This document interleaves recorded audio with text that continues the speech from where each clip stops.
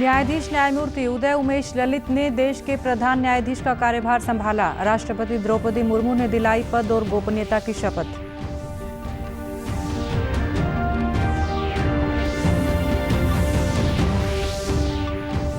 प्रदेश से एकमात्र शिक्षक सोनीपत के बड़वासनी के राजकीय वरिष्ठ माध्यमिक विद्यालय की अध्यापिका अंजू दहिया का सर्वश्रेष्ठ राष्ट्रीय शिक्षक पुरस्कार के लिए चयन।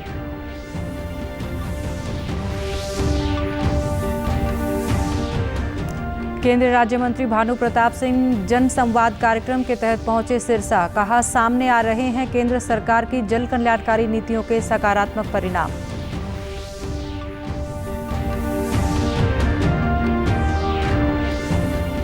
और प्रधानमंत्री नरेंद्र मोदी कल 11 बजे आकाशवाणी से मन की बात कार्यक्रम में देश विदेश के लोगों से साझा करेंगे अपने विचार। नमस्कार, मैं मंजू सिंधु और अब खबरें विस्तार से। न्यायाधीश न्यायमूर्ति उदय उमेश ललित ने आज भारत के प्रधान न्यायाधीश का कार्यभार ग्रहण किया। राष्ट्रपति द्रौपदी मुर्मू ने राष्ट्रपति भवन में आयोजित एक कार्यक्रम में जस्टिस ललित को पद की शपथ दिलाई। जस्टिस यू ललित इस साल 8 नवंबर को सेवानिवृत्त होंगे। प्रधान न्यायाधीश के रूप में उनका कार्यकाल 3 महीने से भी कम समय का होगा। प्रधान न्यायाधीश NV रमन्ना कल सेवानिवृत्त हो गए हैं। Having been appointed Chief Justice of the Supreme Court of India. Having been appointed Chief Justice of the Supreme Court of India. Do swear in the name of God. Do swear in the name of God. That I will bear true faith and allegiance to the Constitution of India as by law established. That I will bear true faith and allegiance to the Constitution of India as by law established. That I will uphold the sovereignty and integrity of India. That I will uphold the sovereignty and integrity of India. That I will duly and faithfully and to the best of my ability, knowledge and judgment. That I will duly and faithfully and to the best of my ability, knowledge and judgment. Perform the duty of my office without fear and favor, affection or ill will. Perform the duties of my office without fear or favor, affection or ill will. देश भर से शिक्षा क्षेत्र में बेहतर काम करने वाले 46 शिक्षकों को सर्वश्रेष्ठ शिक्षक अवार्ड से नवाजा जाएगा। इनमें सोनीपत जिले के गांव बड़वासनी के राजकीय वरिष्ठ माध्यमिक विद्यालय में रसायन शास्त्र की अध्यापिका अंजू दहिया भी शामिल हैं। इस बार पुरस्कार के लिए चयनित होने वाली वे प्रदेश की एकमात्र शिक्षक हैं। अंजू की इस उपलब्धि पर विद्यालय और गाँव में खुशी का माहौल है। अंजू दहिया को यह पुरस्कार रसायन शास्त्र को आसान और वैज्ञानिक तरीकों से रोचक बनाकर विद्यार्थियों को समझाने के लिए दिया जाएगा। अंजू दहिया ने बताया कि उन्होंने रसायन शास्त्र में मुश्किल समझे जाने वाली पीरियोडिक टेबल को कविता के रूप में आसान बनाकर विद्यार्थियों के लिए आसान बना दिया। करके उनके लिए मैंने राइम्स बच्चों के लिए बनाई, जो उन राइम्स के थ्रू बच्चों को वो पीरियोडिक टेबल आज इतनी इजी लगने लगी है कि लगभग सभी बच्चों को वो मेमोराइज है। इसके अलावा जितने भी केमिस्ट्री में फार्मूले हैं उन सभी के मैंने स्पिनिंग गेम्स बनाए। जिस चीज़ का जो फार्मूला है, फार्मूले के साथ उसका नाम मैंने ऐड किया और उससे रिलेटेड मैंने गेम बनाए। तो उन गेम्स के थ्रू आज बच्चे फार्मूले जितने भी हैं उनके साथ बहुत ईजी फील करते हैं। विद्यालय के प्रधानाचार्य ने बताया कि अंजू दहिया ने विद्यार्थियों में वैज्ञानिक दृष्टिकोण विकसित किया है। विद्यार्थियों ने बताया कि पहले रसायन शास्त्र पढ़ने में उन्हें मुश्किल होती थी। अब अंजू दहिया मैडम ने उन्हें इसके फार्मूलों को आसान तरीकों से समझाया है। अपने सब्जेक्ट की बहुत ही अच्छी टीचर है। सभी और भी स्टाफ जो है वो मेहनती है। लगभग 700 बच्चे जो हैं वो हमारे स्कूल के अंदर हैं। नज़दीक के जो गांव हैं वहाँ से भी साइंस के बच्चे जो हैं, साइंस कॉमर्स के बच्चे जो हैं वो स्कूल में मतलब एडमिशन लेते हैं। सभी स्टाफ बहुत ही मेहनती है। आज हमारे गांव में बहुत खुशी का माहौल है।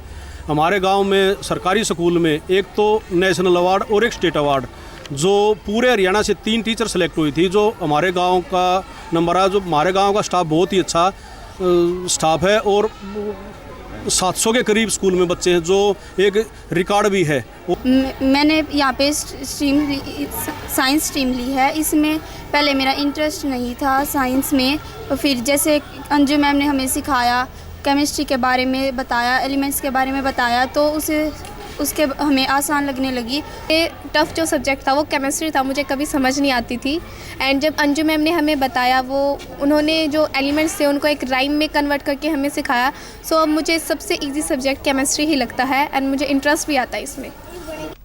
केंद्रीय सूक्ष्म लघु एवं मध्यम उद्यम राज्य मंत्री भानु प्रताप सिंह भाजपा के जन संवाद कार्यक्रम के तहत सिरसा पहुंचे। सिरसा के विधायक गोपाल कांडा और विभिन्न सामाजिक, धार्मिक व अन्य संगठनों के प्रतिनिधियों ने केंद्रीय राज्य मंत्री का स्वागत किया। इस अवसर पर केंद्रीय राज्य मंत्री भानु प्रताप सिंह ने बताया कि पूरे देश में 143 लोकसभा क्षेत्रों में केंद्रीय मंत्रियों को जन संवाद का दायित्व सौंपा गया है। सभा है हरियाणा की, इसी तरीके से देश में करीब 144 लोकसभाएं हैं।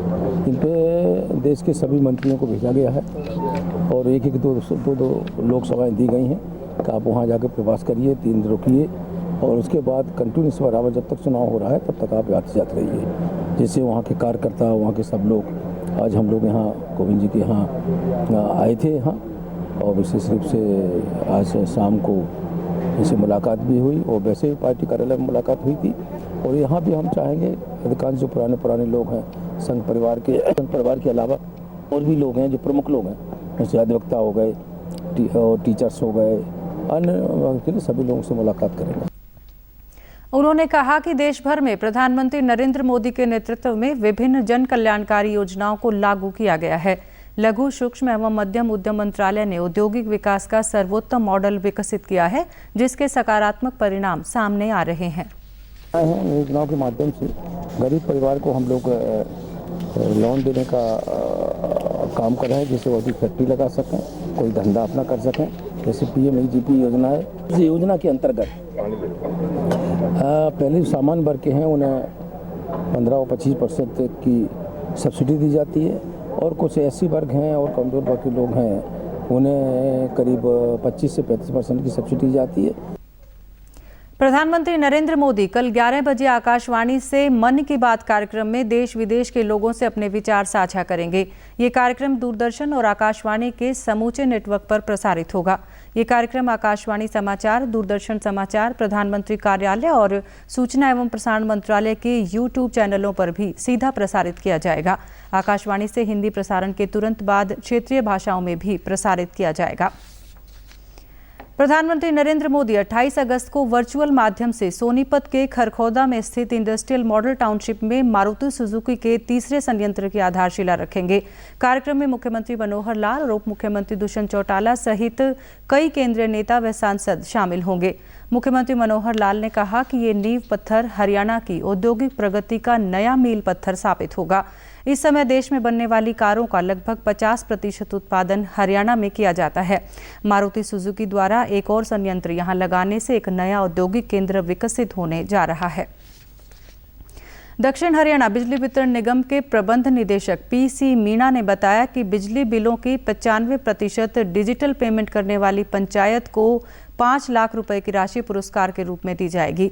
इसी तरह 90 से अधिक और 95% से कम डिजिटल पेमेंट करने वाली पंचायत को 2 लाख और 80 से 90% डिजिटल पेमेंट करने वाली पंचायत को 1 लाख रुपए पुरस्कार राशि के रूप में दिए जाएंगे। प्रबंध निदेशक ने बताया कि बिजली निगम के कुल उपभोक्ताओं में से लगभग 60% उपभोक्ता डिजिटल पेमेंट के माध्यम से भुगतान कर रहे हैं और बिलों की राशि का लगभग 80% भुगतान डिजिटल पेमेंट द्वारा हो रहा है। प्रधानमंत्री नरेंद्र मोदी के बेटी बचाओ बेटी पढ़ाओ नारे का परिणाम पलवल जिले में प्रभावशाली ढंग से देखने को मिल रहा है। लिंगानुपात दर में पहली बार प्रदेश भर में जिला चौथे स्थान पर है। जिले में इस वर्ष 1000 लड़कों पर 935 लड़कियों ने जन्म लिया है।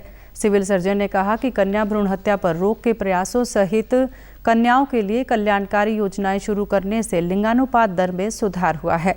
महिला आयोग के अध्यक्ष ने कहा कि प्रदेश सरकार की तरफ से बेटी बचाओ बेटी पढ़ाओ के नारे को सार्थक करने के लिए कई प्रयास किए जा रहे हैं।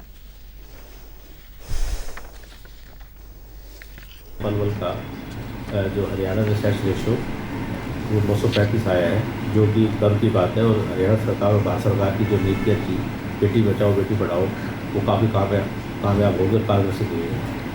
तो मैं अगर इस बारे में बात करूँ तो 935 हम हरियाणा में अब चौथे नंबर पे आ गए हैं। सबसे ज़्यादा जो हाईएस्ट है वो फतेहाबाद से है और उसके बाद जींद है, और तीसरे नंबर पर सिरसा, और चौथे नंबर पर पलवल। सिरसा और पलवल में केवल एक ही का अंतर है, 935 और 36। तो इसलिए हम चौथे नंबर पे आज की डेट में हम अपने यहाँ पर हैं। करते हैं, अगर कोई कंप्लेंट देता है तो हम टीम सेट करी जाती है, जिससे कि हम रेड मारते। तो जिस वजह से क्या है कि रेड जैसे जैसे इंक्रीज़ होने लग गई है, तो उस वजह से शायद डर का माहौल लोगों के बीच में बढ़ गया, और फिर लोग इतने जागरूक हो गए हैं। तो उस पर जब रेड हो रही है तो कोई इलीगली ना तो एमटीपी कराना चाह रहा है और ना इलीगली कोई सेक्स डिटर्मिनेशन कराना चाहता है। मैं सबसे पहले इसका धन्यवाद यहाँ के अस्पताल के सीएमओ को और उनकी पूरी टीम को दूंगी। उनको बधाई भी दूंगी कि उनके क्षेत्र में ये वृद्धि हुई है, क्योंकि बेटी बचाओ बेटी पढ़ाओ और बेटी को आगे बढ़ाओ, ये उद्देश्य हरियाणा से शुरू हुआ है। तो हरियाणा का हर ज़िला इसमें कामयाब होना चाहिए, इस सोच के साथ हम आगे बढ़े, ये रहना चाहिए। और यहाँ पर मैंने आते ही सीएमओ साहब से पहला प्रश्न यही पूछा कि यहाँ पर बेटियों की जन्म दर क्या है, तो उन्होंने भी मुझे यही बात बताई कि पहले हम 7वें 8वें नंबर पे थे, अब 4थे नंबर पे हैं। तो इसके लिए पूरा अस्पताल प्रशासन बधाई का पात्र है।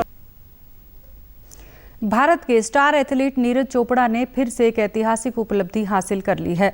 टोक्यो ओलंपिक के स्वर्ण पदक विजेता नीरज चोपड़ा ने लुज़ैन डायमंड लीग में 89.08 मीटर के सर्वश्रेष्ठ थ्रो के साथ भाला फेंक टाइटल जीत लिया है।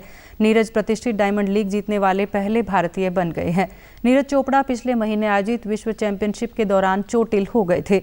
इसकी वजह से उन्होंने राष्ट्रमंडल खेलों में भी हिस्सा नहीं लिया था। नीरज ने डायमंड लीग में शानदार वापसी की है और उन्होंने विश्व चैंपियनशिप के लिए भी क्वालिफाई कर लिया है। नीरज की इस उपलब्धि के लिए केंद्रीय खेल मंत्री अनुराग सिंह ठाकुर और मुख्यमंत्री मनोहर लाल ने उन्हें बधाई दी है। हिसार जिले में लंपी स्किन बीमारी को फैलने से रोकने के लिए पशुपालन विभाग ने वैक्सीनेशन का काम शुरू कर दिया है। विभाग ने एक सप्ताह में हिसार जिले की सभी गायों को वैक्सीनेट करने का लक्ष्य रखा है। पशुपालन अधिकारी ने बताया कि कर्मचारी घर घर जाकर गायों को वैक्सीन लगा रहे हैं। बुधवार को पशुपालन विभाग हिसार के पास 1,10,000 से ज़्यादा वैक्सीन पहुंची। उन्होंने बताया कि लंपी बीमारी की रोकथाम के लिए हिसार जिले की गौशालाओं में लगभग 3 लाख वैक्सीन लगाई जा चुकी हैं। अब घरेलू पशुओं को लगाने के लिए वैक्सीन आ चुकी है, जिसे हिसार, नारनौंद, हांसी और बरवाला सब डिवीज़न में भेज दिया गया है। उन्होंने बताया कि जिन गौशालाओं में गायों को वैक्सीन नहीं लगी है, वहां लुवास विश्वविद्यालय के चिकित्सकों की टीम वैक्सीन लगा रही है और इसका कोई दुष्प्रभाव नहीं है। सभी हॉस्पिटलों को डिस्ट्रीब्यूट कर दी गई है और आज सुबह से वैक्सीनेशन दोबारा शुरू कर दिया गया है। ये हिसार डिस्ट्रिक्ट में 4 सब डिवीज़न है, हिसार, नारनौंद, बरवाड़ा और हांसी। इन सबको अपनी डिमांड के अनुसार वैक्सीन दे दी गई है और उनको सभी वीएस को और वीएलडीए को इस बारे में डायरेक्शन दे दी गई है कि भाई वार फुटिंग पर वैक्सीन होनी चाहिए और वैक्सीन सुबह 11 बजे तक और शाम को 3 बजे के बाद, दिन में दोपहर में वैक्सीन ना करें ताकि पशुओं को कोई स्ट्रेस ना हो। और सरकार की हिदायत के अनुसार ये 1 सप्ताह के से पहले ये वैक्सीनेशन हमने कर देनी है सर। पशुपालकों ने घर घर जाकर वैक्सीन लगाने के सरकार के निर्णय की सराहना की है। हर घर में निःशुल्क लगा रही है वैक्सीन और ये भाई साहब आए हुए हैं, इनके द्वारा लगवाई जा रही है। हाँ, बिल्कुल सराहनीय कदम है जी। बिना कहे सरकार घर घर लगवा रही है, तो सराहनीय कदम है जी। लंपी रोग, ये बीमारी आ गई है गायों में, इसकी रोकथाम के लिए ये टीके लगाए जाते हैं। इसलिए डॉक्टर साहब हमारे यहाँ टीके लगाने के लिए आए हैं और इसकी साफ सफाई के लिए भी ध्यान रखती हूँ। प्रदेश सरकार ने 54 IAS अधिकारियों के स्थानांतरण एवं नियुक्ति के आदेश जारी किए हैं। सरकारी प्रवक्ता ने बताया कि IAS अधिकारी TL सत्यप्रकाश को टाउन एंड कंट्री प्लानिंग विभाग के महानिदेशक व सचिव, अर्बन स्टेट के महानिदेशक दृश्य के CEO नियुक्त किया गया है। वहीं नरेश कुमार को उपायुक्त भिवानी, यशपाल को उपायुक्त रोहतक, हिसार की उपायुक्त प्रियंका सोनी को उपायुक्त अंबाला, प्रदीप दहिया को जिला नगर आयुक्त हिसार एवं आयुक्त नगर निगम हिसार लगाया गया है। पार्थ गुप्ता को उपायुक्त सिरसा, प्रीति को चरखी दादरी की उपायुक्त, उत्तम सिंह को हिसार का उपायुक्त तथा राहुल हुड्डा को यमुनानगर का उपायुक्त लगाया गया है। प्रदेश के मुख्य सचिव संजीव कौशल ने कहा है कि मादक पदार्थों की आवाजाही पर निगरानी रखने और दर्ज मामलों में त्वरित कार्रवाई सुनिश्चित करने के लिए विभिन्न विभागों के अधिकारियों व कर्मचारियों के लिए विशेष सेमिनार का आयोजन किया जाएगा। चंडीगढ़ में Haryana state narcotics control bureau की बैठक में उन्होंने कहा कि इस सेमिनार में पुलिस, स्वास्थ्य और सामाजिक न्याय एवं अधिकारिता विभाग का भी सहयोग लिया जाए, जिससे सभी विभाग आपसी समन्वय से अपनी जिम्मेवारियों का निर्वहन सुनिश्चित कर सकें। उन्होंने कहा कि जांच प्रक्रिया में तेजी लाने के लिए फोरेंसिक साइंस लेबोरेटरी का आधुनिकीकरण किया जाए। स्टेट ड्रग कंट्रोलर प्रदेश में दवाइयां बनाने में इस्तेमाल होने वाले केमिकल्स एवं तैयार दवाइयों की आपूर्ति और उसके उपयोग पर निगरानी रखे। इसके लिए अलग से निगरानी समितियों का भी गठन किया जाए। इसके अलावा एक पोर्टल भी तैयार किया जाए जिस पर निगरानी समितियों द्वारा अपनी रिपोर्ट अपलोड की जा सके। और अब अंत में इस बुलेटिन के मुख्य समाचार एक बार फिर। न्यायाधीश न्यायमूर्ति उदय उमेश ललित ने देश के प्रधान न्यायाधीश का कार्यभार संभाला। राष्ट्रपति द्रौपदी मुर्मू ने दिलाई पद और गोपनीयता की शपथ।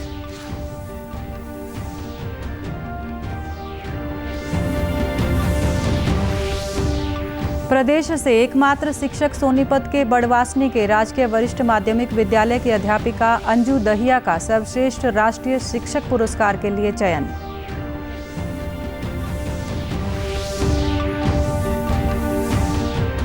केंद्रीय राज्य मंत्री भानु प्रताप सिंह जन संवाद कार्यक्रम के तहत पहुंचे सिरसा। कहा, सामने आ रहे हैं केंद्र सरकार की जन कल्याणकारी नीतियों के सकारात्मक परिणाम।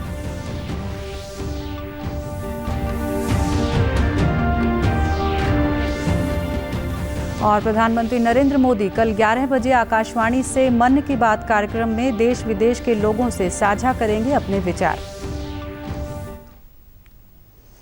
समाचारों में आज के लिए इतना ही। नमस्कार।